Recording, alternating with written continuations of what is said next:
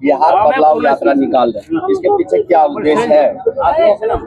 बिहार बदलाव यात्रा का मुख्य उद्देश्य बिहार में व्यवस्था परिवर्तन के लिए ये सारा कार्य किया जा रहा है। व्यवस्था परिवर्तन एक ऐसी कुंजी है, जैसे मैंने ही बताया कि व्यवस्था परिवर्तन एक ऐसी कुंजी है कि आपको गरीबी हटाना हो, बेरोजगारी हटाना हो, भुखमरी हटाना हो, शिक्षा के स्तर को बढ़ाना हो, अपराधीकरण से मुक्त बिहार चाहिए, भ्रष्टाचार मुक्त बिहार चाहिए। उसके लिए सिर्फ एक काम करना होगा, जो उस व्यक्ति का निर्णय लेने वाली सरकार है उस सरकार को बदल दीजिए, सारी व्यवस्थाएं खुद ब खुद बदल जाएगी। इसीलिए इसका नाम बिहार बदलाव सभा रखा गया है, जो कि व्यवस्था परिवर्तन के लिए है।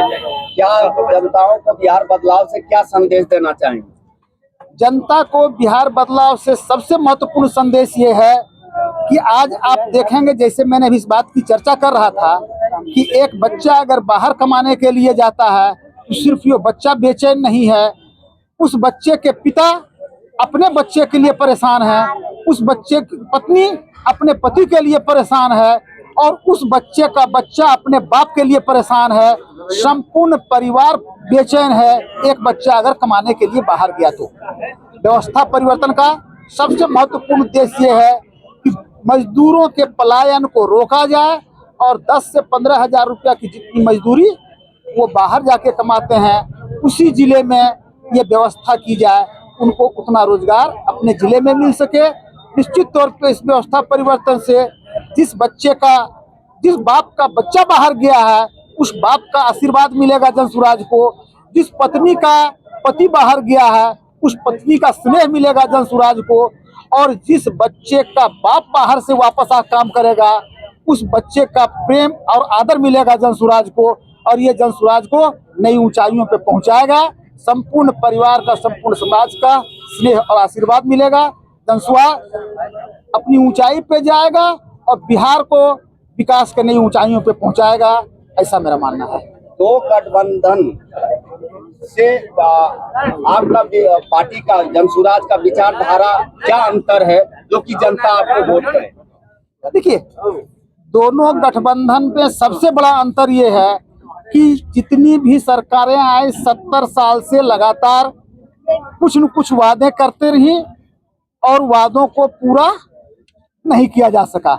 इसी के कारण बिहार आज देश में काफी पिछड़े राज्य के रूप में है। सारी फैक्ट्री यहाँ नहीं है, मजदूर को पलायन हो रहा है, कृषि की व्यवस्था नहीं है।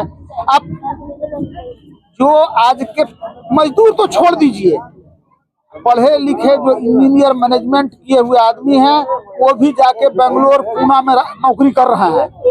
क्या 70 सालों के दौरान ये बेंगलोर और पूना जैसी व्यवस्था पटना में नहीं हो सकती थी कि पढ़े लिखे लोग, इंजीनियर MBA करने वाले लोग भी पूना और बेंगलोर, हैदराबाद जाने के बजाय वहाँ के लोग बिहार में नौकरी करने आते, और जब वो नौकरी करने आते तो उनके आय से जो चलता, निश्चित तौर पे बिहार का आर्थिक विकास होता और बिहार एक समृद्ध राज्य के रूप में स्थापित होता है। जनसुराज में कौन सा सूत्र है जो कि बंगलोर, बम्बई, गुजरात यानी पलायन रोकने की बात करते हैं बराबर, तो कौन सा सूत्र है जो कि आप रोकेंगे, पलायन को रोकेंगे? देखिए, कार्य करने के लिए दृढ़ इच्छा शक्ति होनी चाहिए और यहाँ पे योजना होनी चाहिए। इस योजना के लिए मैं एक छोटा सा एग्जाम्पल देना चाहूँगा। बिहार में आज के दिन में यहाँ किसान भाई लोग बैठे हुए हैं, जब आलू उपजता है तो 5 से 7 रुपये किलो रहता है। आलू जब वो किसान बेच देता है, जैसे कोल्ड स्टोरेज में जाता है, वही किसान उस आलू को 3 महीने के बाद 25 से 30 रुपये खाने के लिए उस आलू प्याज को मजबूर होता है। आपके पास इतने बड़े बिल्डिंग बनाने के, विकास भवन बनाने की योजना है, हर गांव में, हर शहर में टाउन हॉल बनाने की योजना है, और उससे कम पैसे में हर प्रखंड में एक छोटा कोल्ड स्टोरेज हो सकता है।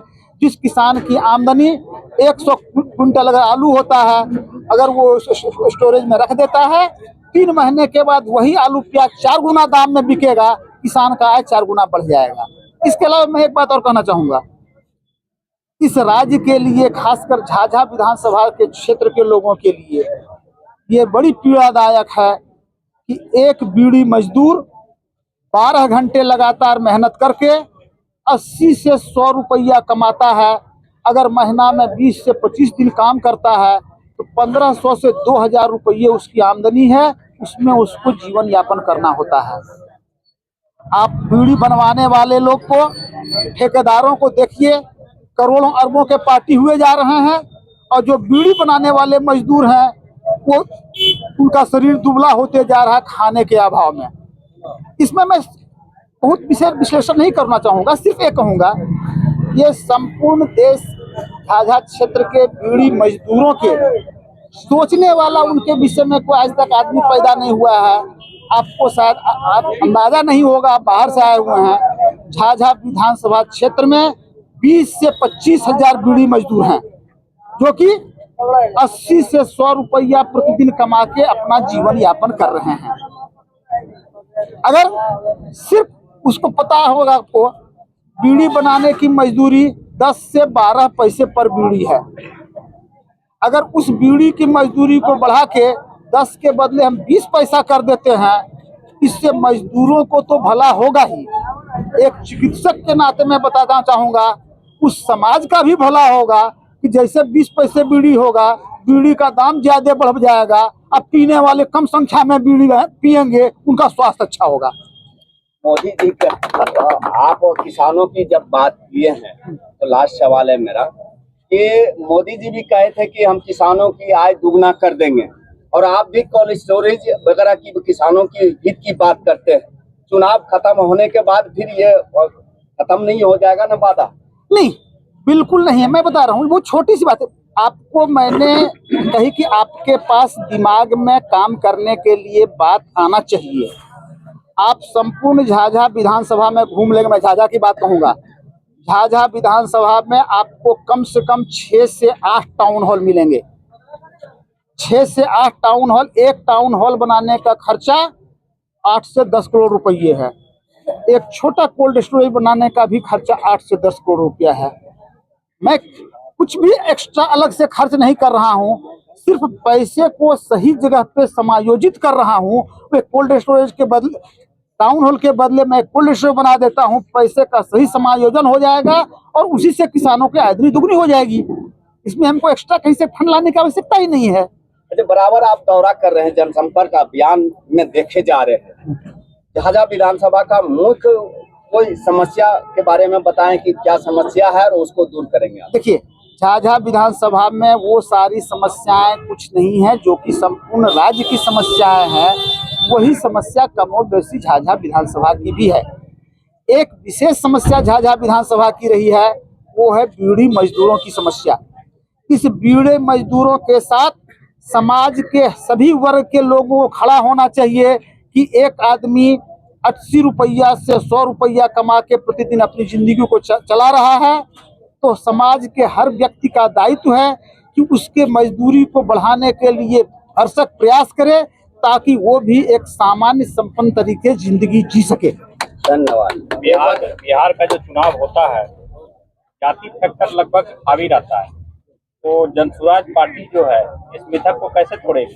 देखिए, जनसुराज पार्टी को मिथक तोड़ने के लिए ये आप समझ लेंगे, जैसा कि कहा जा रहा है, जब लोगों की समस्याओं को दूर करने का कोई उपाय नजर आता है, जब लोग अपनी समस्याओं से त्रस्त हो जाते हैं, तो सारी जाति और धर्म की बाधाएं खुद ब खुद टूट जाती हैं।